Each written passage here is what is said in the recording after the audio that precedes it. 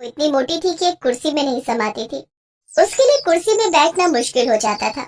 एक दिन प्रतिभा ने स्कूल के पियन को बुलाकर कहा, घनश्याम, इस कुर्सी के दोनों हाथ तोड़कर अलग कर दो।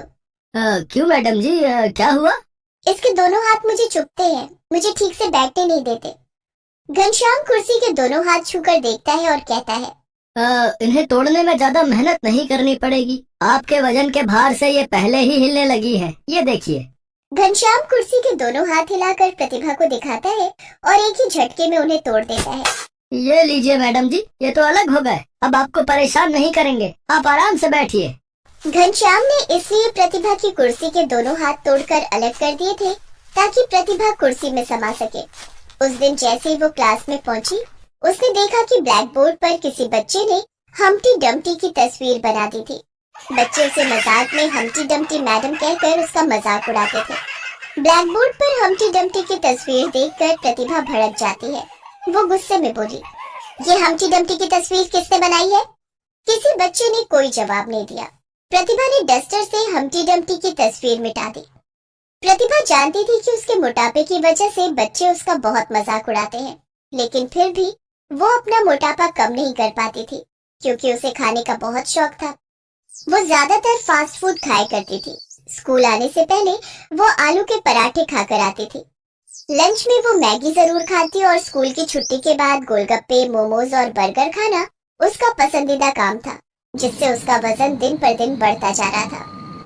लेकिन प्रतिभा का अपने मोटापे की ओर कोई ध्यान ही नहीं था, जिस वजह से बच्चे तो बच्चे, अब स्कूल की दूसरी शिक्षिकाएं भी प्रतिभा का मजाक उड़ाने लगी थी।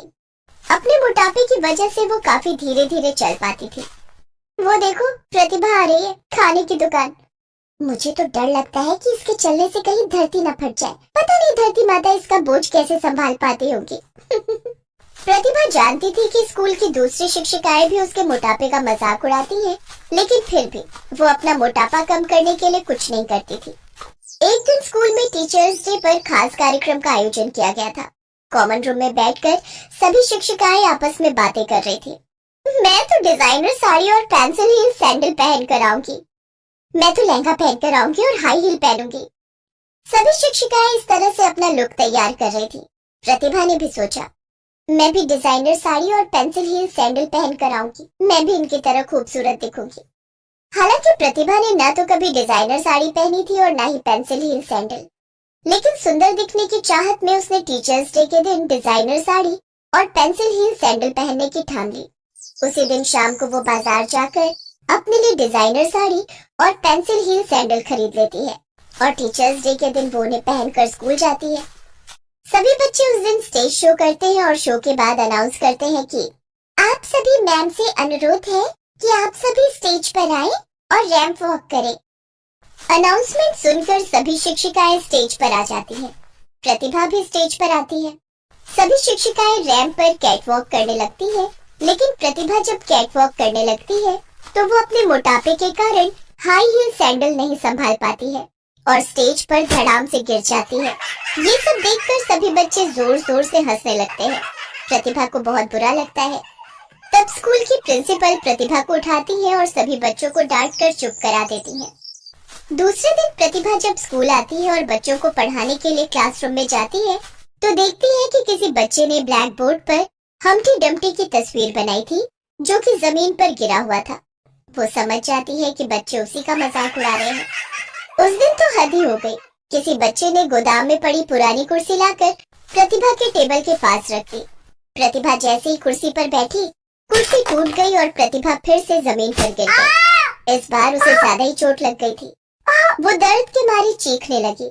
उसकी आवाज सुनकर स्कूल का पियून घनश्याम दौड़ कर आया। क्या हुआ मैडम जी, आपको चोट तो नहीं लगी? मैं उठ नहीं पा रही हूँ। मेरी कमर में बहुत दर्द हो रहा है। घनश्याम ने सहारा देकर प्रतिभा को उठाने की कोशिश की, लेकिन ज्यादा भार होने के कारण वो प्रतिभा को नहीं उठा पाया। उसने आवाज लगाकर दूसरे पियून को भी बुलाया। अरे रमेश, सुरेश, बिज्जू, अरे जल्दी से 9वीं कक्षा में आओ। अरे प्रतिभा मैडम को चोट लग गई है। सभी भागकर 9वीं कक्षा में आए। चारों ने मिलकर प्रतिभा को उठाया, तब कहीं प्रतिभा उठ पाई, लेकिन वो चल नहीं पा रही थी और उसे काफी दर्द भी हो रहा था।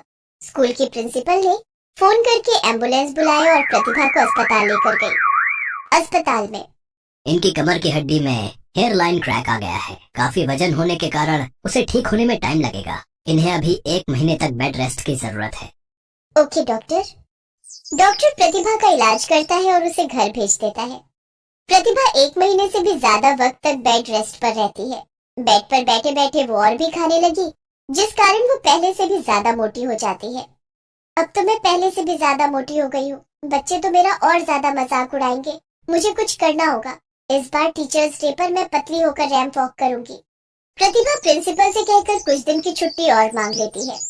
मैम, मुझे अभी डॉक्टर ने कुछ दिन और रेस्ट करने के लिए कहा है। कोई बात नहीं प्रतिभा, तुम पूरी तरह से ठीक हो जाओ तभी स्कूल आना। Thank you ma'am. प्रतिभा दूसरे दिन ही योगा क्लासेस ज्वाइन कर लेती है और अपने योगा टीचर से कहती है, मुझे जल्दी से जल्दी पतला होना है। आप कोई ऐसा योगा बताइए जिससे मेरा वजन जल्दी कम हो सके और मेरा फिगर सुंदर हो जाए। बिल्कुल मैम, मैं आपको वैसा ही योग बताऊंगा जिससे आपका वजन जल्दी कम हो जाएगा, लेकिन साथ में आपको अपनी डाइट पर भी कंट्रोल करना होगा। डाइट पर कंट्रोल? देखिए, अगर आप अपनी डाइट पर कंट्रोल नहीं करेंगी तो योग करने से भी ज्यादा फायदा नहीं होगा। अगर आपको अपना फिगर फिल्मी एक्ट्रेस की तरह बनाना है तो आपको कंट्रोल डाइट ही लेनी होगी। ठीक है, मैं कोशिश करूंगी। उस दिन से प्रतिभा योगा क्लास करने लगी और अपने योगा टीचर के बताए हुए डाइट को फॉलो करने लगी। लगभग 1 महीना बीत जाने के बाद प्रतिभा ने अपना वजन थोड़ा बहुत कम कर लिया था। 1 महीने बाद जब वो स्कूल पहुंची तो उस दिन भी बच्चों ने उसका मजाक उड़ाते हुए ब्लैक बोर्ड पर लिख दिया था कि वेलकम बैक हम्टी डम्टी। प्रतिभा ने कुछ नहीं कहा, सिर्फ अपने आप से बोली, बहुत जल्द मेरे सर से हम्टी डम्टी का टैग भी हट जाएगा। अब प्रतिभा पहले से ज्यादा मेहनत करने लगी। वो स्कूल आने से पहले सुबह 5 बजे उठकर जॉगिंग करती और खाने में ओट्स, सूखी रोटी और हरी सब्जियां और दाल का पानी लेती। फास्ट फूड को उसने बाय बाय बोल दिया था। एक दिन स्कूल खत्म होने के बाद गोलगप्पे वाले ने उसे आवाज लगाई, अरे प्रतिभा मैडम। हाँ भैया, बोलो कैसे हो? मैं तो ठीक हूँ मैडम, लेकिन लगता है आप हमारी दुकान का रास्ता ही भूल गई है। आजकल गोलगप्पे खाने नहीं आती। हाँ भैया, अब मैंने ये सब खाना छोड़ दिया है। मैगी के स्टॉल लगाने वाले भैया ने भी कहा, प्रतिभा मैडम, मैगी से कोई नाराजगी हो गई क्या? नहीं भैया, मैगी से कोई नाराजगी नहीं है, बस अपना वजन थोड़ा कम करना है। मोमो वाला भी प्रतिभा की ओर टकटकी लगाए देखते रहता है, लेकिन प्रतिभा ने अब ये सब खाना छोड़ दिया था। अब स्कूल की छुट्टी होती ही प्रतिभा सीधे योगा क्लास पहुंच जाती और योगा करती। कुछ दिनों के बाद स्कूल में गर्मियों की छुट्टियां हो गई। वजन कम करने के लिए मुझे अब और वक्त मिल गया है। इस 1.5 महीने में मैं अपना वजन काफी घटा लूंगी। गर्मी की छुट्टियों में प्रतिभा ने खूब पसीने बहाए और खूब जॉगिंग की, रनिंग की और योगा किया। वजन घटाने के लिए वो घर में झाड़ू पोछा भी खुद करने लगी। 1.5 महीने के बाद जब स्कूल खुला तो सभी बच्चे, शिक्षिकाएं और प्रिंसिपल सभी प्रतिभा का फिगर देखकर हैरान थे। प्रतिभा काफी पतली हो गई थी, या यूं कहीं कि वो कामिनी काया की मालकिन हो गई थी।